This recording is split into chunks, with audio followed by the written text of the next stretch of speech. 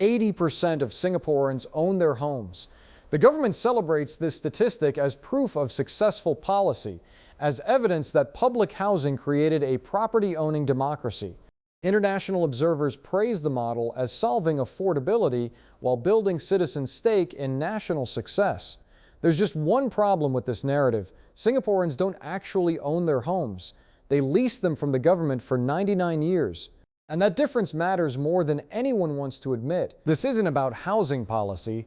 It's about what happens when the most valuable asset most people will ever hold comes with an expiration date, when ownership is redefined so thoroughly that you stop noticing you're renting from the state, when the foundation of middle-class wealth is structured to evaporate by design. But before we start, if you're interested in understanding how property shapes economic security, subscribe now and share your thoughts in the comments. The Housing Development Board (HDB) dominates Singapore's residential landscape in ways that make it nearly impossible to discuss housing without discussing government. Over 80% of the population lives in HDB flats. These aren't just apartments, they're the primary mechanism through which Singaporeans build wealth, or think they do. The system was designed with noble intentions: provide affordable housing, prevent speculation, ensure every family could own a home. Prime Minister Lee Kuan Yew explicitly framed homeownership as creating stake in society, giving citizens something to defend, a reason to invest in national stability and prosperity. The 99-year lease structure seemed reasonable at inception. In the 1960s, 99 years felt like forever. The first HDB flats wouldn't expire until well into the 21st century, multiple generations away. By then, surely the buildings would be obsolete anyway, requiring replacement. The lease length wasn't meant to create problems. It was meant to be functionally equivalent to ownership for any practical planning horizon. But we're approaching the point where early HDB estates near their lease expiration dates, and the theoretical concerns are becoming concrete realities. The Central Provident Fund, CPF, Singapore's mandatory savings system, allows citizens to use retirement funds for housing. This creates an elegant policy synergy. Workers accumulate savings they cannot access for consumption. Those savings fund home purchases, which builds assets and home ownership rates. The government effectively recycles CPF funds back to itself through HDB sales, while citizens experience this as building personal wealth.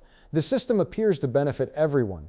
Workers get homes, government gets social stability, CPF funds get deployed productively. But this synergy depends on home values appreciating or at least maintaining value. When homes are appreciating assets, using CPF makes sense. When they're depreciating assets, the math changes entirely. Lease decay, the gradual loss of property value as the lease approaches expiration, wasn't a major concern when all HDB flats were young. But as estates age, this theoretical concept becomes measurable reality. A flat with 90 years remaining on its lease retains most of its value. A flat with 60 years remaining starts seeing discounts. A flat with 40 years or less trades at significant discounts to comparable units with longer leases. The math is straightforward. Banks won't provide full financing for flats with short remaining leases. Buyers cannot use full CPF amounts. The pool of potential buyers shrinks because many cannot meet financing requirements. This creates a bizarre situation where your home, your primary asset, the thing you spend decades paying for with retirement savings, loses value not because of building condition or location, but purely because time passes. You maintain it perfectly, upgrade it, but the lease ticks down regardless. At some point, perhaps 30 or 40 years before expiration, the flat becomes effectively unsellable at any price that would allow you to purchase a comparable replacement. You own a depreciating asset bought with retirement funds you can no longer access for actual retirement. The government's official position is that flats are meant for living, not investment. This framing conveniently ignores that CPF is retirement money, that homes function as primary wealth stores for most families, that upgrade patterns depend on extracting value from current flats to fund better ones. Telling people that their homes aren't investments while simultaneously structuring the system so housing consumes their retirement savings is incoherent. It's both an investment and not an investment, depending on which framing serves policy goals at any given moment. The Selective En Bloc Redevelopment Scheme, SERES, was introduced to address aging estates. Under SERES, government acquires old flats, compensates owners, and provides replacement units in new developments. This sounds reasonable until you examine the details. Surveys is selective, hence the name. Most aging estates won't be selected. Whether your estate gets surveys depends on government decisions about land use, development potential, and policy priorities you have no control over. If you're selected, you get a new 99-year lease and compensation. If you're not selected, you watch your asset depreciate towards zero while holding hope that maybe, eventually, your estate will be chosen. This uncertainty creates perverse incentives and outcomes. Owners of aging flats cannot plan because they don't know if CSRS will rescue them or if they'll hold depreciating assets to expiration. Banks price this uncertainty into financing, making it harder to sell older flats even to buyers who want them. The secondary market for old HDB flats becomes increasingly dysfunctional as both buyers and sellers operate under radical uncertainty about whether the government will intervene. The intergenerational wealth transfer implications are profound. In most property-owning societies, homes pass between generations, accumulating value over time, providing inheritance that gives younger generations head starts. In Singapore, this mechanism breaks down. If you inherit a flat with 30 years remaining on its lease, you inherit a depreciating asset that may be worthless before you retire. The inheritance that should provide security instead provides a decision point. Try to sell an aging asset in a restricted market or hold it while it loses value, hoping for CSRS selection that may never come. The equity extraction problem compounds as you age. In other systems, retirees can downsize, selling family homes to fund retirement in smaller properties while extracting accumulated equity. In Singapore, this works only if your flat still has significant lease time remaining. If you're 75 and your flat has 30 years left, downsizing doesn't extract equity because the flat you're selling has limited value while the flat you'd buy, even if smaller, requires a long lease to be financeable. The equity you thought you'd built evaporates as lease decay accelerates. The government introduced the lease buyback scheme to address this. Elderly owners of old flats can sell the tail end of their lease back to HDB, receiving cash while retaining right to live in the flat for life. This provides immediate liquidity for those who need it. It also represents tacit admission that the lease structure creates problems requiring intervention, and it doesn't actually solve the underlying issue. You're converting your home into a life tenancy plus a modest cash sum. Your children inherit nothing. The wealth you thought you were building for family security dissipates. The price multiples tell their own story. In the 1980s and 90s, HDB flats cost 2 to 3 times median annual income. Today, they cost 5 to 7 times median income, even after government subsidies. This appreciation made early HDB owners wealthy on paper. But it also means younger Singaporeans pay far more relative to income for depreciating assets than their parents did.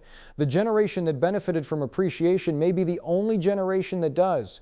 Those buying now face the worst of both worlds. High prices relative to income and depreciation timelines that will hit within their lifetimes. The rental market provides perspective on actual value. If you could rent your HDB flat freely, market rates would reveal what the lease is worth independent of government price controls and CPF financing. But HDB rental rules restrict who you can rent to, for how long, under what conditions. The rental market for HDB flats is thin and regulated precisely because a robust rental market would price in lease decay transparently, revealing that older flats aren't worth anywhere near their transactional prices. The comparison to freehold private property is instructive.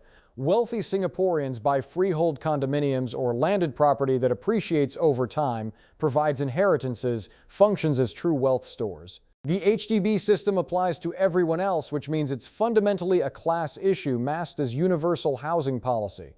The wealthy build generational wealth through property.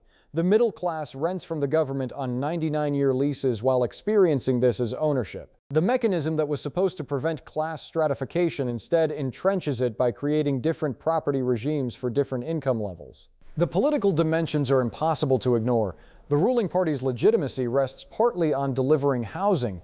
High homeownership rates provide evidence of success, but homeownership rates stay high partly because selling HDB flats is restricted, making it hard to exit the system even if you want to.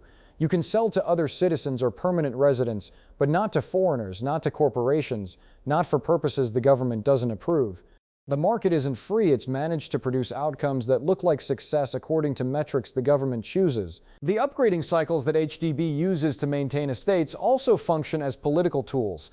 Lift upgrading, facade improvements, estate enhancements, these happen selectively, with government announcing them as benefits to residents. The timing often correlates with election cycles. The message is clear: support the government and your estate gets upgraded. The opposition wards might wait longer. This isn't subtle, and it works because residents depend on government decisions for their home's livability and value. The resale restrictions prevent owners from maximizing value in ways that would be normal in functional property markets. You cannot sell to whoever offers the highest price. You cannot rent freely. You cannot use your property as you see fit. The ownership you exercise is constrained by rules that change based on government policy priorities. When HDB decides to tighten rental rules, your rental income disappears. When they adjust resale eligibility criteria, your pool of buyers shrinks. You own the flat in name, but government policy determines its value. The opportunity cost of the CPF-HDB linkage deserves examination. Money used for housing cannot be invested in other assets. If you'd invested CPF funds in diversified portfolios rather than HDB flats, returns over decades would likely exceed housing appreciation, especially for flats bought recently at high prices. But this choice isn't available. CPF rules channel retirement savings toward housing, ensuring high homeownership rates while limiting citizens' ability to build wealth through other mechanisms. This benefits government by ensuring social stability and limiting capital outflows, but it constrains individual financial autonomy significantly. The younger generation's perspective reveals changing attitudes. Millennials and Gen Z Singaporeans increasingly view HDB flats as necessary evils rather than aspirations. They understand lease decay. They've watched parents struggle with aging flats. They know the system's limitations. But alternatives are limited. Private property is unaffordable for most. Renting long-term means never building equity, so they enter the HDB system while understanding its flaws.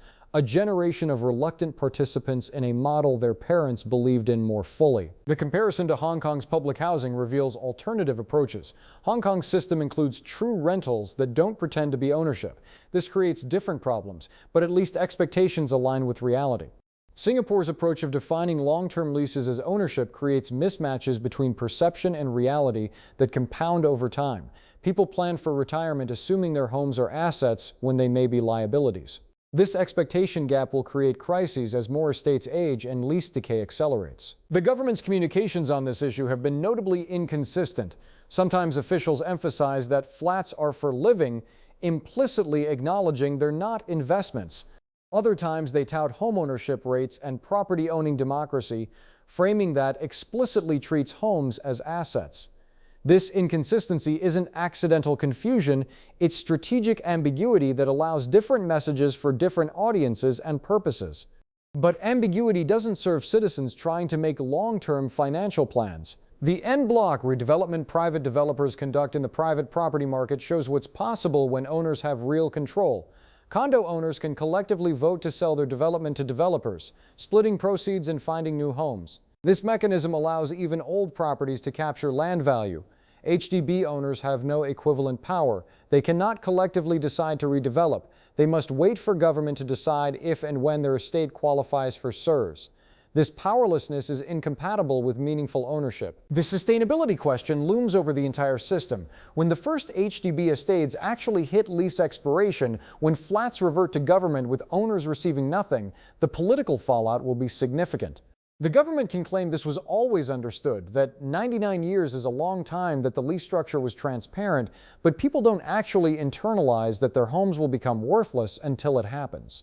The cognitive dissonance between being called a homeowner and discovering your home has an expiration date will create backlash. Some policy options could address these issues, converting 99-year leaseholds to 999-year leaseholds, functionally equivalent to freehold, guaranteeing SERS for all estates, eliminating uncertainty, allowing CPF funds to be invested in diversified assets beyond housing, removing resale restrictions that suppress market prices, implementing property taxes based on land value rather than lease premiums. None of these are impossible, but all would require admitting that the current system has deep flaws. The international perception of Singapore's housing success makes domestic reform harder. When the world praises your model, when academics study it as a solution to affordability, when other countries consider replicating it, acknowledging fundamental problems becomes politically costly. The government has staked reputation on housing policy success. Admitting that the model creates long-term problems would undermine that carefully cultivated image. So the issues get managed, not solved, addressed through incremental programs rather than structural reform. What does ownership actually mean if it comes with an expiration date, if you cannot sell freely? If government policy determines your property's value, if using it requires official approval? The HDB system redefined ownership so thoroughly that most Singaporeans don't realize how constrained their property rights actually are compared to freehold owners in other countries. They experience enough of ownership's benefits that the limitations don't feel oppressive. But limitations don't disappear just because you've stopped noticing them. The system works as long as most people don't think too carefully about the implications. As long as 99 years feels distant enough that lease decay seems theoretical. As long as enough people get SARAs or upgrade before lease issues become acute. As long as the government maintains enough credibility that people trust it will address problems if they become severe. But all these conditions are temporal. They depend on specific circumstances that may not persist.